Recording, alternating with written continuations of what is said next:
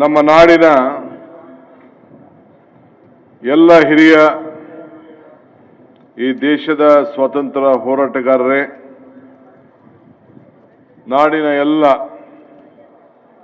ಈ ರಾಜ್ಯವನ್ನ ಮುನ್ನಡೆಸಿದಂತ ಎಲ್ಲ ನಮ್ಮ ಮುಖ್ಯಮಂತ್ರಿಗಳೇ, ಈ ನಾಡಿನ ಮುನ್ನಡೆಸಿದಂತ ಎಲ್ಲ ನನ್ನ ಗೌರವಾನ್ವಿತ ಮಂತ್ರಿ ಸಹೋದ್ಯೋಗಿಗಳೇ, ಶಾಸಕ ಮಿತ್ರರೇ, ಅಧಿಕಾರಿಗಳೇ, ಈ ದೇಶವನ್ನ ಕಾಯ್ತಾ ಇರತಕ್ಕಂಥ ಎಲ್ಲ ನಮ್ಮ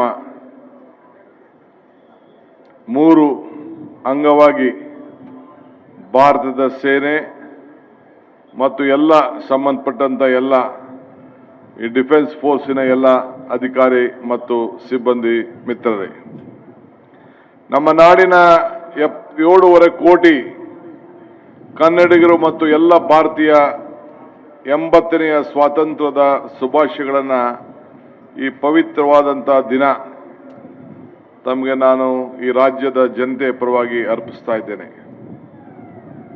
ಈ ಪವಿತ್ರವಾದ ದಿನ ಅಂದಂದು ರಾಜ್ಯದ ಮುಖ್ಯಮಂತ್ರಿಯಾಗಿ ನಾಡಿನ ಜನರನ್ನು ಉದ್ದೇಶಿಸಿ ಮಾಡುವ ನನ್ನ ಪೂರ್ವ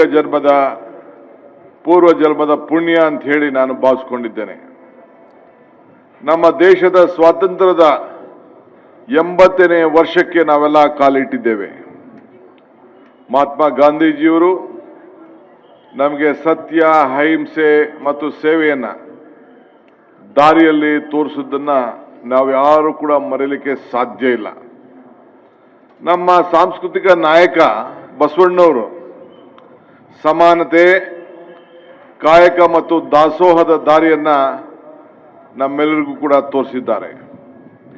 ಸಮಾಜದ ಪ್ರತಿಯೊಬ್ಬ ವ್ಯಕ್ತಿಯ ಬದುಕು ಚೆನ್ನಾಗಿದ್ರೆ ಮಾತ್ರ ಸಮಾಜ ಚೆನ್ನಾಗಿರುತ್ತದೆ. ಇದೇ ಬಸವಾದಿ ಶರಣರ ಆಶಯ ಕೂಡ ಆಗಿತ್ತು. ರಾಜ್ಯದ ಬೆಳವಣಿಗೆ ಮತ್ತು ಭಾರತದ ಬೆಳವಣಿಗೆ ಒಂದಕ್ಕೊಂದು ಪೂರಕವಾಗಿ, ಭಾರತದ ದೇಗುಲಾದರೆ ರಾಜ್ಯಗಳ ದೇಗುಲಗಳು ಒಂದು ಕಂಬವಾಗಿ ಇವತ್ತು ಉಳ್ಕೊಳ್ತಾ ಇದೆ.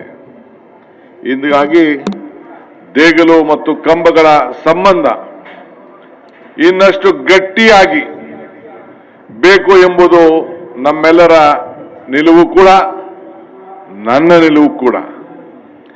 ಜ್ಞಾನ, ವಿಜ್ಞಾನ, ತಂತ್ರಜ್ಞಾನ, ಕೈಗಾರಿಕೆ, ಆರ್ಥಿಕತೆ, ಕೃಷಿ ಮತ್ತು ಸಂಸ್ಕೃತಿ ಈ ದೇಶದ ದಾರಿಯನ್ನ ತೋರಿಸಿ ಕರ್ನಾಟಕವನ್ನ ಇನ್ನಷ್ಟು ಬೆಳೆಸುವುದು ನನ್ನ ಗುರಿಯಾಗಿದೆ. ನಾನು ಮುಖ್ಯಮಂತ್ರಿ ಆದ ಬಳಿಕ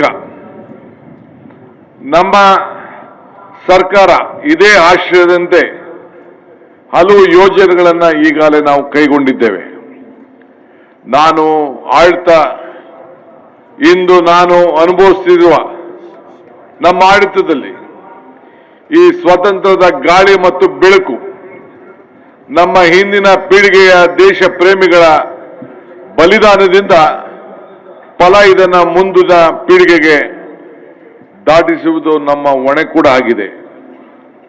ಗುಲಾಮಗಿರಿಯ ಸಂಕೋಲೆಗಳಿಂದ ದೇಶದ ಮುಕ್ತಿಗೊಳಿಸಿದ ಮಹಾತ್ಮ ಗಾಂಧೀಜಿಯವರು, ಪಂಡಿತ್ ಜವಾಹರ್ಲಾಲ್ ನೆಹರೂರವರು, ಸರ್ದಾರ್ ವಲ್ಲಭಾಯ್ ಪಟೇಲ್ ರವರು, ಮೌಲಾನಾ ಆಜಾದ್ ರವರು, ಸರೋಜಿನಿ ನಾಯ್ಡುರವರು, ಭಗತ್ ಸಿಂಗ್ ರವರು, ಅಶ್ಫಾಕುಲ್ಲಾ ಖಾನ್ ರವರು, ಸುಭಾಷ್ ಚಂದ್ರ ಬೋಸ್ ರವರು, ಇಂಥ ನೂರಾರು ನಾಯಕರು ಸ್ವತಂತ್ರ ಭಾರತದ ಸದಾ ನೆನಪಿನಲ್ಲಿ ನಮ್ಮ